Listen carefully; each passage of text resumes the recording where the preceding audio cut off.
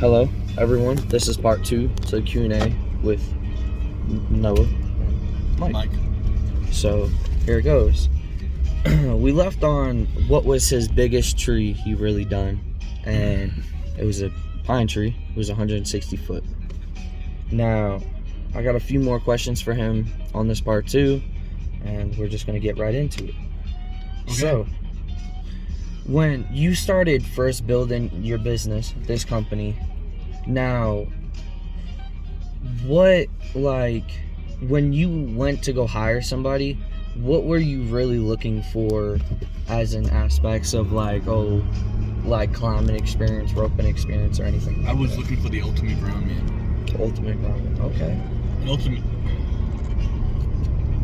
You could be the best climber in the world, but if your rope man is lousy, you suck. You can fix some of it. Right. You can adjust for some of the unqualified rope man's experience. Yeah. But there's only so much you can do.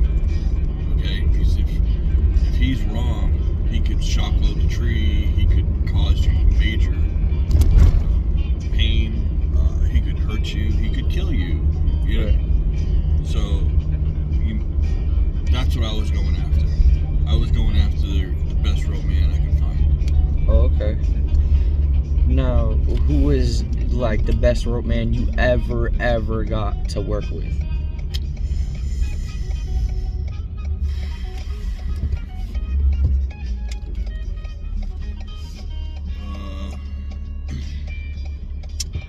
Okay, there was a guy that him and I used to get together to do some pretty difficult. Well, what part of the country are you in?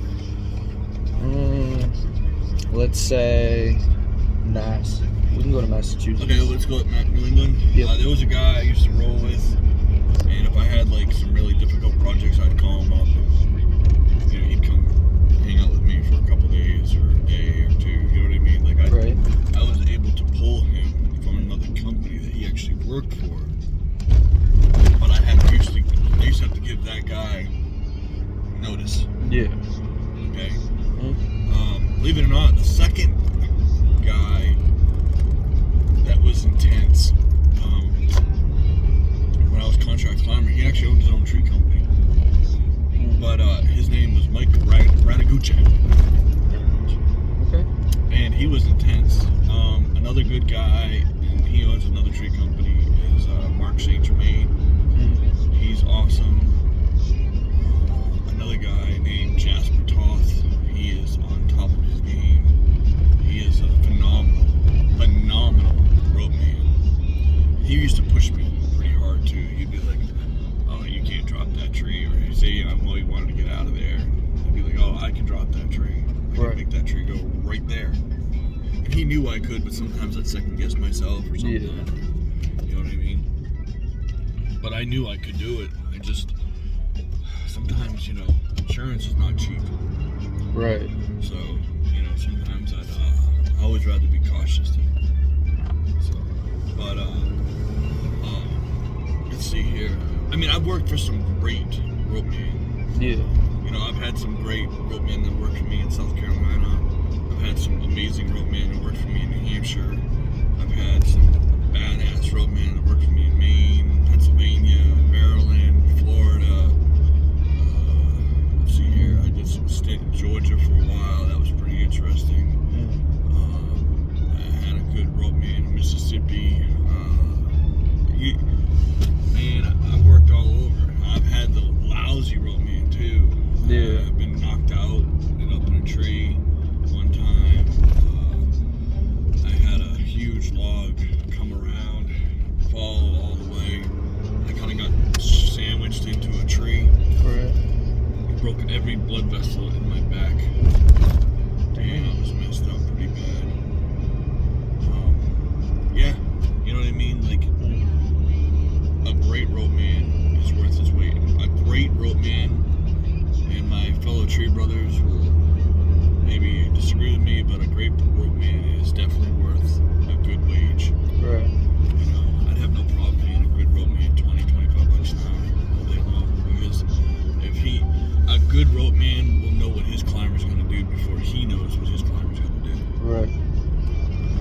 He just knows. You know what I mean? Mm-hmm. Okay. Now, what was your, now with climbing and stuff, what was your very first, like, mistake, like, your first mess up you ever done, just you yourself? You're talking like damage-wise? Yeah.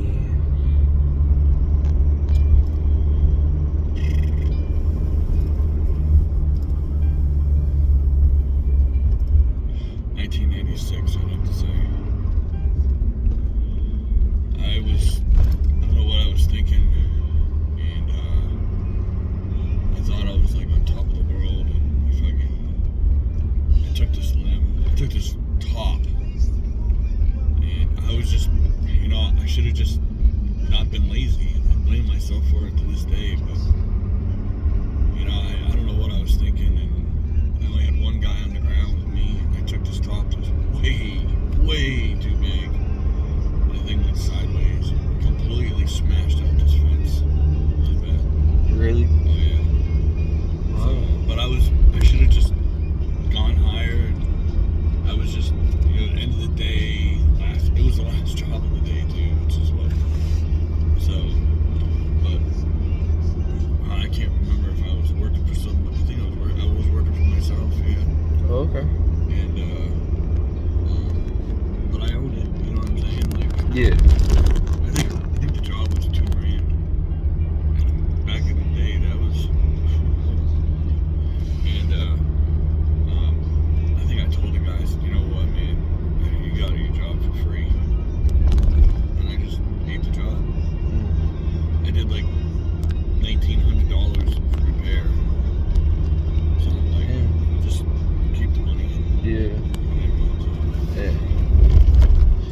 And it was one of those fences that I didn't know how to fix. Oh, okay. So that's why I was like, I had to get somebody to fix it. Yeah. Okay, so you blew out a fence. I had to work one time, drive a truck to a house. That was pretty bad. A truck through a house. Yeah, I forgot to chalk it and set it. Uh-huh. And the truck rolled right into a house. He was driving. I mean, it was clearly his fault. He even admitted to it that it was his fault. So, yeah, I've had that kind of stuff happen. So you had a worker. Uh-huh. Called me up and told me my truck was inside of a house. And it literally was. What was your thought at that moment? I really didn't care about the truck. I cared about the safety of the people that were in the house. Right. The truck can be replaced. The house can be rebuilt. People's lives cannot be Replaced. Right. And that's how I looked at it. Okay. Hey, good morning, sir. How y'all doing tonight? Good. Hey, buddy. Okay. All right. Now, I have one question for you. Uh-huh. Now, what's your biggest job you ever done? Like, how long did it take? What, like, explain to me what it took that got you through your biggest job you ever had. Biggest job. Yeah. Like biggest, like just your top biggest. Top biggest job. We talking about trees wise, or we talking Yeah. about money wise? No, trees wise. Trees wise?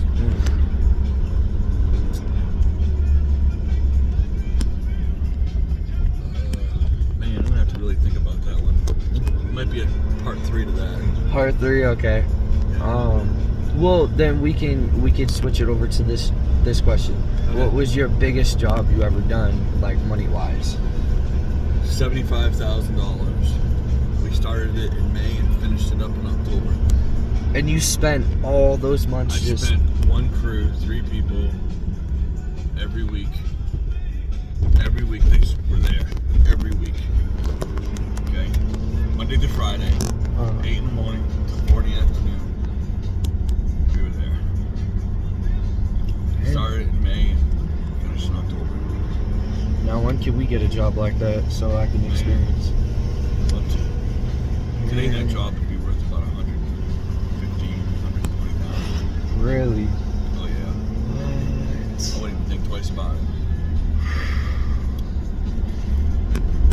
Now, where's one place you want to go to and actually do a tree job? I want to go to the Pacific Northwest.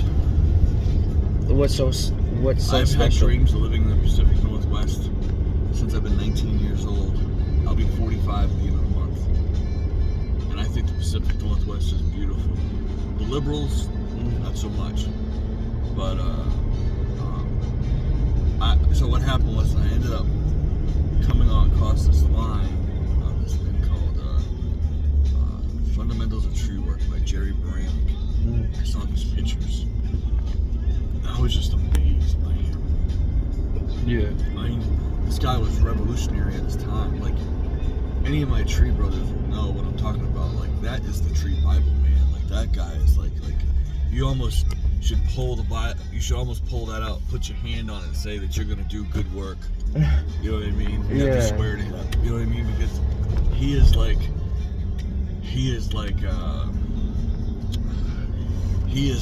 Yoda.